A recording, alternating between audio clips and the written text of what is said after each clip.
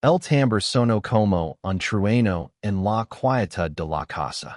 Diego, con el corazón acelerado, dejó caer la camiseta que estaba a punto de ponerse y corrió hacia la puerta, descalzo sobre el suelo de madera que crujía bajo sus pies. No esperaba a nadie, pero la urgencia, en el sonido le hizo temer que algo grave había pasado. Sevilla, verano de 2025. El calor sofocante se colaba por las ventanas abiertas de la vieja casa en el barrio de Triana.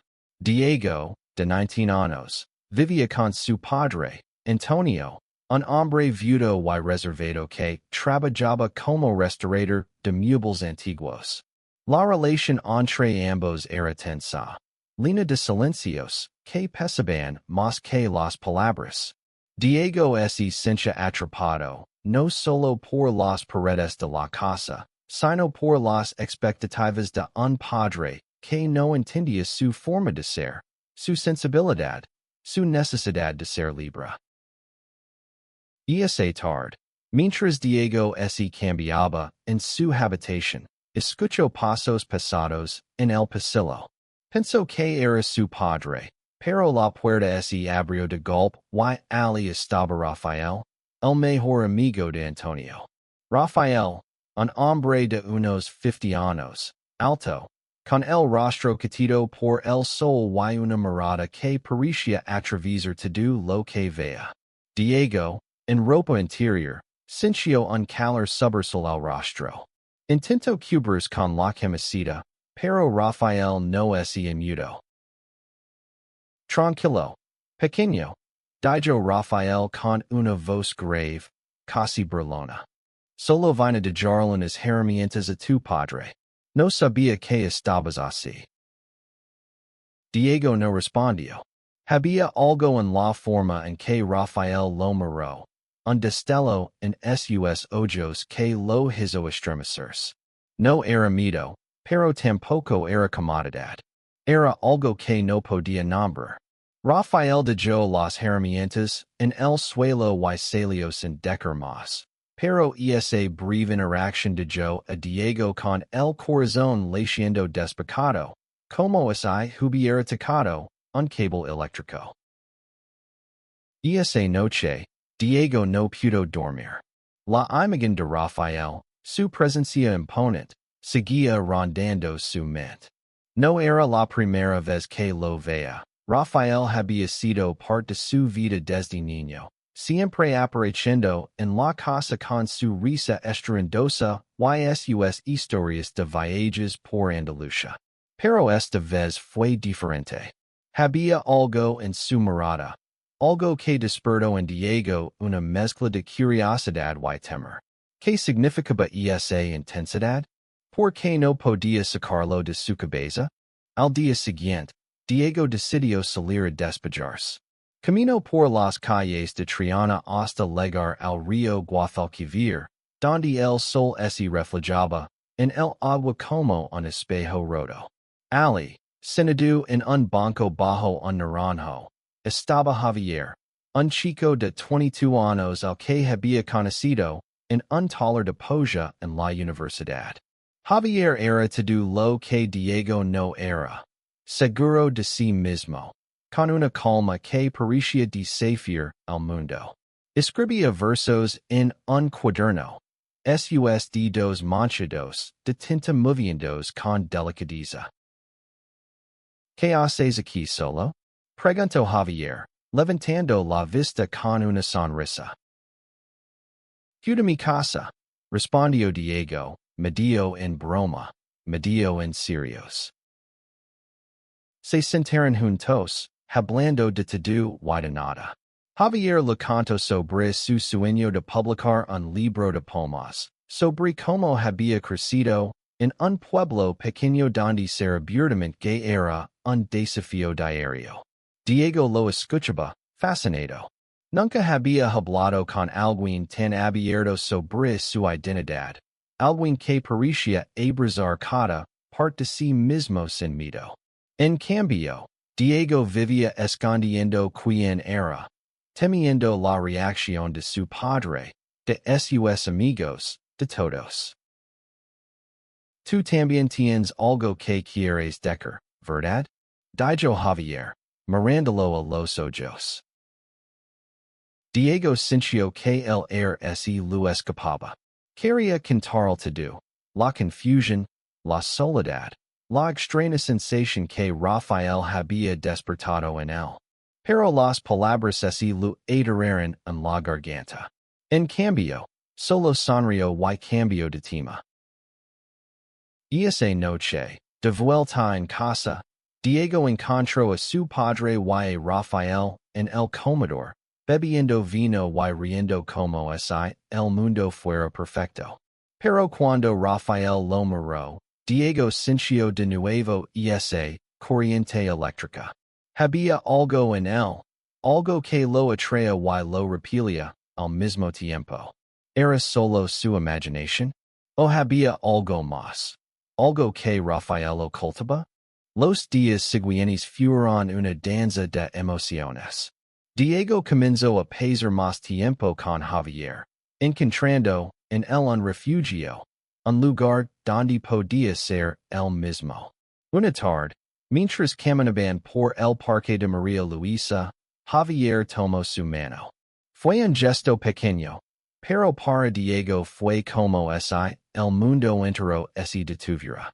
Por primera vez, sintió que alguien lo veía de verdad. ¿Sabes? Dijo Javier, deteniéndose bajo un árbol. No tienes que esconderte. No con el mundo, no conmigo.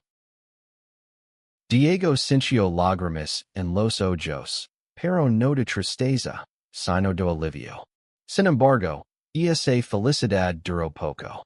Cuando llegó a casa, encontró a Rafael esperándolo en el salón, solo. Su padre había salido a comprar algo, y Rafael lo miró con esa misma intensidad que lo había descolocado días antes.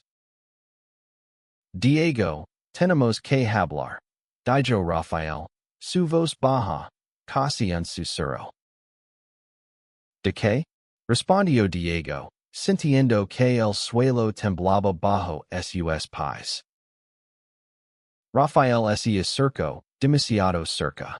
Diego podía oler su colonia, sentir el calor de su cuerpo. Y entonces, Rafael dijo algo que lo dejó sin aliento. Sé quién eres, Diego. Y sé lo que quieres. Pero esto no es tan simple como crees. Diego se quedó paralizado. Las palabras de Rafael resonaban en su cabeza como un eco interminable. ¿Qué quería decir con sé quién eres? El aire en el salón se volvió denso, y por un momento, Diego sintió que no podía respirar. ¿Qué quieres decir? Preguntó, su voz temblando a pesar de su intento por sonar firme. Rafael lo miró fijamente, sus ojos oscuros como pozos profundos. Luego, dio un paso atrás, como si quisiera romper la tensión que él mismo había creado. Solo digo que te conozco, Diego. Eres joven, estás buscando tu lugar. Pero hay cosas que no entiendes todavía. Cosas sobre mí, sobre tu padre, sobre esta familia. Diego frunció el seno, confundido. Rafael siempre había sido una figura distante, alguien que aparecía y desaparecía de su vida sin dejar rastro. Pero ahora, sus palabras insinuaban algo más, algo que Diego no podía descifrar. Antes de que pudiera responder, el sonido de la puerta principal anunció el regreso de Antonio. Rafael se alejó rápidamente, como si nada hubiera pasado, y Diego quedó solo con un torbellino de preguntas. Esa noche, Diego no pudo concentrarse en nada. Intentó escribir en su diario, algo que hacía para ordenar sus pensamientos, pero las palabras no fluían. En cambio, Garabadio el nombre de Javier una y otra vez. Como si escribirlo pudiera aclarar lo que sentía. Javier era su luz, su escape. Pero Rafael era un enigma. Una sombra que lo perseguía. Al día siguiente, Diego decidió buscar respuestas. Fue al taller de su padre, un lugar lleno de muebles a medio restaurar y el olor a madera y barniz. Antonio estaba leyendo una mesa, concentrado, cuando Diego entró. Papa, ¿desde cuándo conoces a Rafael? Preguntó, tratando de sonar casual.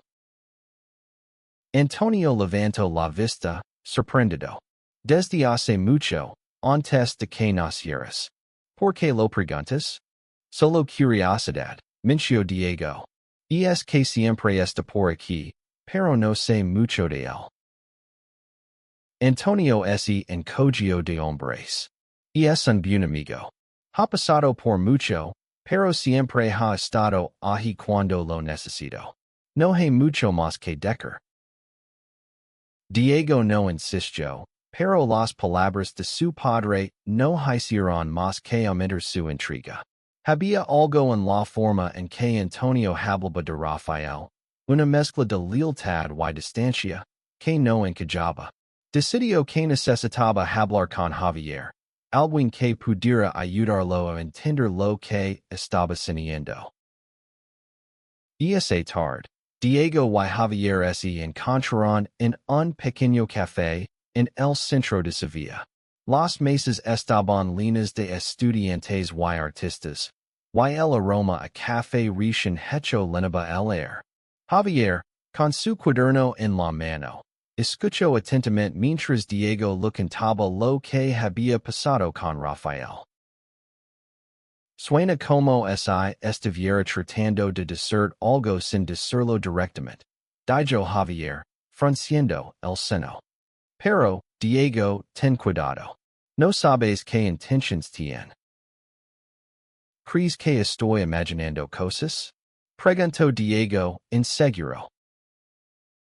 Javier negó con la cabeza. No, no creo que estés imaginando nada. Pero hay algo raro en esto. ¿Por qué un hombre de su edad te habla así? ¿Y por qué ahora? Diego no tenía respuestas, pero las palabras de Javier lo hicieron sentir más seguro. Por primera vez, sintió que no estaba solo en esto. Antes de despedirse, Javier lo abrazó, y Diego sintió que su corazón latía más rápido, no de miedo, sino de algo más cálido, más real. Los días siguientes fueron una mezcla de calma y tormenta. Diego y Javier comenzaron a pasar más tiempo juntos, explorando las calles de Sevilla, riendo bajo los naranjos y compartiendo secretos que nunca habían dicho en voz alta. Javier le habló de su primera relación, un amor de adolescencia que terminó en dolor cuando su pareja no pudo soportar la presión de su familia. Diego, por su parte, confesó que nunca había estado con nadie, que siempre había tenido miedo de ser él mismo. Una noche, mientras caminaban por el puente de Triana, Javier se detuvo y miró a Diego con una intensidad que lo hizo temblar. Diego, me gustas, dijo, sin rodeos. Y creo que tú también sientes algo por mí. Pero no quiero presionarte. Solo quiero que sepas que estoy aquí. Diego sintió que el mundo giraba a su alrededor. Quería responder, quería decir que sí, que también sentía algo, pero el miedo lo detuvo. En cambio, solo asintió y sonrió, diciendo que el momento se desvaneciera en el aire. Pero la calma no duró. Unos días después, Rafael volvió a aparecer en la casa. Esta vez, Antonio no estaba, y Diego sintió un nudo en el estómago cuando Rafael entró en su habitación sin llamar. Tenemos que hablar, Diego, dijo Rafael, cerrando la puerta detrás de él. Hey cosas que necesitas saber, cosas que tu padre nunca te contaría. Diego retrocedió instintivamente, su espalda chocando contra la pared. La habitación parecía más pequeña con Rafael Ali, su presencia llenando cada rincón. ¿Qué cosas? Preguntó, su voz apenas un susurro. Rafael suspiró y se sentó en el borde de la cama, como si estuviera agotado. Tu padre y yo tenemos una historia. Una que él nunca te ha contado. Y creo que es hora de que lo sepas. Diego sintió que el suelo se movía bajo sus pies. ¿Una historia? ¿Qué podía significar eso? Rafael comenzó a hablar, su voz baja y cargada de emoción. Contó que, hace más de 20 años, él y Antonio habían sido más que amigos. Habían sido amantes. En una época en la que serlo en España no era tan fácil. Habían cenado con una vida juntos. Pero la presión social, la familia de Antonio y el miedo al rechazo los habían separado. Antonio se casó con la madre de Diego, y Rafael se alejó, viajando por el mundo para escapar del dolor. Cuando tu madre murió, volví, continuó Rafael. Quería estar cerca de Antonio, aunque solo fuera como amigo. Pero entonces te six crecer, Diego, y six en ti, algo que me recordaba a mí mismo a tu edad. La misma lucha, el mismo miedo. Diego no sabía que Decker. Su mente era un torbellino. Su padre, Rafael, todo lo que había creído saber sobre su familia estaba derrumbando. Pero también había algo liberador en esa verdad. Como una pieza del rompecabezas de su vida encajara por fin. ¿Por qué me cuentas esto ahora? Preguntó Diego, su voz temblando. ¿Por qué te six con ese chico, Javier? Respondió Rafael. ¿Y sé lo que es esconderse, Diego? No quiero que vivas con ese peso. Diego sintió que las lágrimas quemaban en sus ojos. No sabía si estaba enojado, aliviado o simplemente abrumado. Rafael se levantó y puso una mano en su hombro, un gesto que era a la vez paternal y cargado de complicidad. No le digas a tu padre que hablemos, dijo Rafael antes de salir. Pero piensa en lo que quieres, Diego. No dejes que el miedo decida por ti. Esa noche, Diego no pudo dormir. La revelación de Rafael lo había dejado en shock, pero también lo había dado una nueva perspectiva. Su padre, el hombre que siempre había sido tan distante, había vivido su propia lucha. Y Rafael, ese hombre que lo desconcertaba, no era solo un intruso, sino alguien que entendía su dolor. Al día siguiente, Diego buscó a Javier. Necesitaba contarle todo, necesitaba su calma, su claridad. Lo encontró en el mismo banco bajo el naranjo, escribiendo, en su cuaderno como siempre. Javier, tengo que contarte algo, dijo Diego, sentándose a su lado.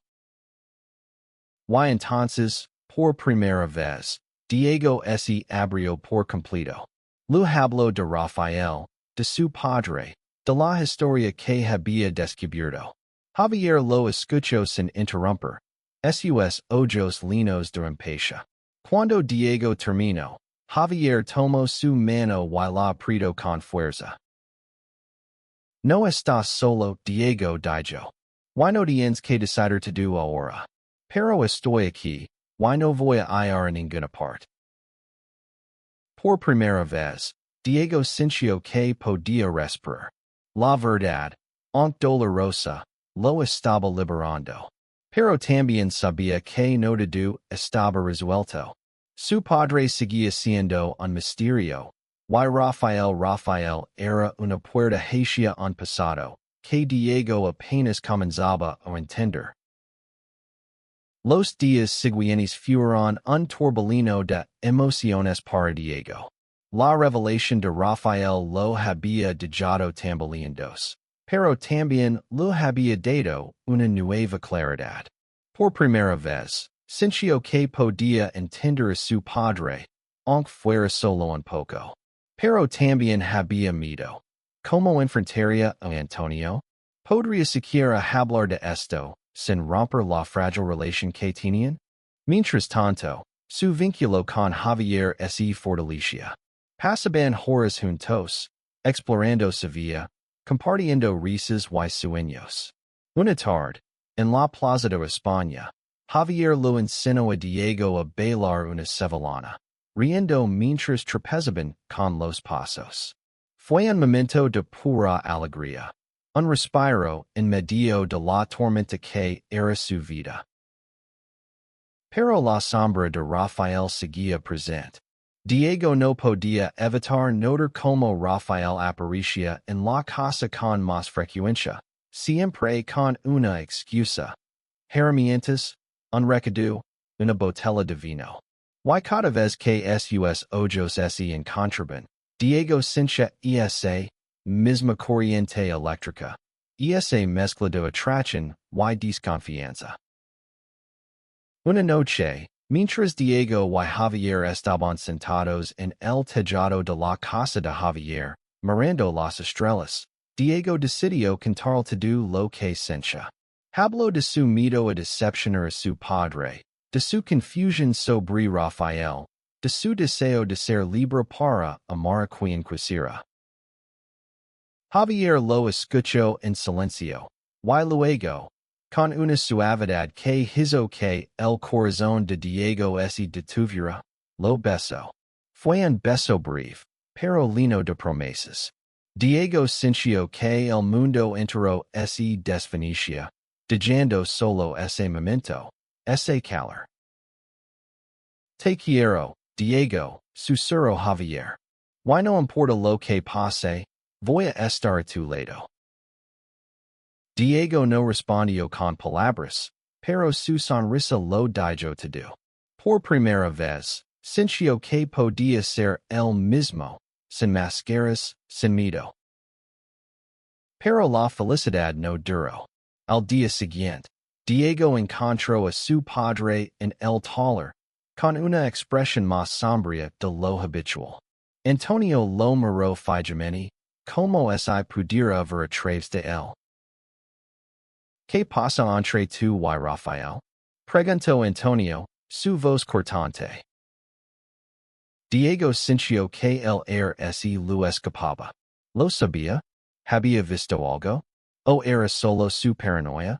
Intentó mantener la calma, pero su voz tembló al responder. Nada, papa. Solo hablemos a veces. Antonio no dijo más, pero la tensión en el aire era palpable. Diego sabía que no podía seguir evitando la verdad. Y esa noche, decidió enfrentarse a Rafael. Lo encontró en el patio de la casa, fumando un cigarrillo bajo la luz de la luna. ¿Qué quieres de mí, Rafael? Preguntó Diego, su voz firme por primera vez. Rafael dio una calada larga antes de responder. No quiero nada, Diego. Solo quiero que seas libre. Que no cometas los mismos errores que yo. ¿Y qué errores son esos? Insistió Diego.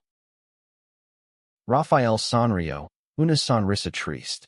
Dejar que el miedo me alejara de lo que amaba. Dejar que el mundo decidiera por mí. Diego no supo qué responder. Las palabras de Rafael eran un eco de sus propios miedos, pero también una advertencia. Sabía que tenía que tomar una decisión. Seguir escondiéndose o enfrentar la verdad, no solo con su padre, sino consigo mismo. La confrontación con Rafael dejó a Diego con más preguntas que respuestas. Pero también le dio algo que no había tenido antes. Courage. Sabía que no podía seguir viviendo en las sombras, escondiendo quién era. Si Rafael y su padre habían sufrido por ocultar su amor, Diego no quería repetir esa historia. Decidió hablar con su padre. No sería fácil, pero era necesario. Una mañana, mientras Antonio trabajaba en el taller, Diego entró y cerró la puerta detrás de él. Papa, tenemos que hablar. Dijo, su voz firme pero temblorosa. Antonio levantó la vista, sorprendido. Si es sobre Rafael, y te dije. No es solo sobre Rafael, interrumpió Diego. Es sobre mí. Sobre quién soy. Antonio dejó la leja en la mesa, su rostro endurecido. ¿Qué estás diciendo, Diego? Diego tomó aire, sintiendo que el mundo entero dependía de ese momento. Soy gay, papa. Y estoy enamorado de Javier. El silencio que siguió fue ensordecido. Antonio lo miró, sus ojos llenos de una mezcla de sorpresa, dolor y algo que Diego no pudo identificar. Por un momento, pensó que su padre lo rechazaría, que lo echaría de la casa. Pero entonces, Antonio suspiró y se sentó, como si el peso del mundo caera sobre él. ¿Por qué no me lo dijiste antes? Preguntó, su voz baja. Tenía miedo, admitió Diego. Miedo de que no me aceptaras. Miedo de decepcionarte. Antonio negó con la cabeza. Nunca podrías decepcionarme, Diego. Eres mi hijo. Las lágrimas llenaron los ojos de Diego. Por primera vez en años, sintió que su padre lo veía, no como una extensión de sus expectativas, sino como una persona. Hablaron durante horas, y aunque no todo fue fácil, fue un comienzo. Antonio confesó que lavaba el peso de su pasado con Rafael, de las decisiones que había tomado por miedo. Permitió intentar estar ahí para Diego. Esa noche, Diego se sintió más ligero. Corrió a buscar a Javier y le contó todo. Javier lo abrazó, riendo y llorando al mismo tiempo. Estoy tan orgulloso de ti, dijo Javier, besándolo bajo las estrellas. Pero no todo estaba resuelto. Rafael seguía siendo un enigma, una pieza del rompecabezas que Diego no entendía del todo. Una tarde, mientras ayudaba a su padre en el taller, Rafael apareció de nuevo. Esta vez, su expresión era diferente, más suave, más vulnerable. Diego, necesito decir algo más, dijo Rafael, mirando a Antonio, que sintió en silencio. Rafael confesó que, años atrás, había intentado volver con Antonio, pero que el dolor de su separación había sido demasiado grande. Había regresado a Sevilla no solo por Antonio, sino porque quería asegurarse de que Diego no cometiera los mismos errores. Quería ser un guía, no un obstáculo. No quiero que vivas con arrepentimientos, Diego, dijo Rafael. Ama a quien amas, sin miedo. Las palabras de Rafael resonaron en Diego como una verdad que había estado buscando toda su vida. Por primera vez, sintió que tenía permiso para ser él mismo, no solo en Javier, sino en el mundo. Pero también sabía que el camino no sería fácil. Sevilla, aunque moderna, seguía teniendo sus prejuicios, y Diego sabía que enfrentaría miradas, murmullos, quizás algo peor. Decidió tomar las cosas un día a la vez. Con Javier a su lado, todo parecía posible. Juntos, comenzaron a planear un futuro. Javier quería publicar su libro de poemas. Y Diego, que siempre había amado el arte, empezó a dibujar de nuevo, plasmando en sus lienzos las emociones que había reprimido durante tanto tiempo. Una tarde, mientras pasaban por el alcázar, Javier le dio a Diego un regalo, un cuaderno lleno de poemas escritos para él. Cada verso era una declaración de amor, una promesa de estar juntos sin importar las tormentas. Diego, abrumado, lo abrazó con fuerza, sintiendo que por fin había encontrado su lugar en el mundo. Pero la vida nunca es tan simple. Una noche, Diego recibió un mensaje de Rafael. Era breve, pero urgent. Necesito verte. Es sobre tu padre. El corazón de Diego se detuvo. Corrió a la casa de Rafael, un pequeño apartamento en el centro de Sevilla, donde lo encontró sentado en el sofá, con el rostro pálido. Tu padre está enfermo, Diego, dijo Rafael, su voz temblando. No quiso decírtelo, pero necesita ayuda. Diego sintió que el suelo se abría bajo sus pies. ¿Enfermo? ¿Cómo no se había dado cuenta?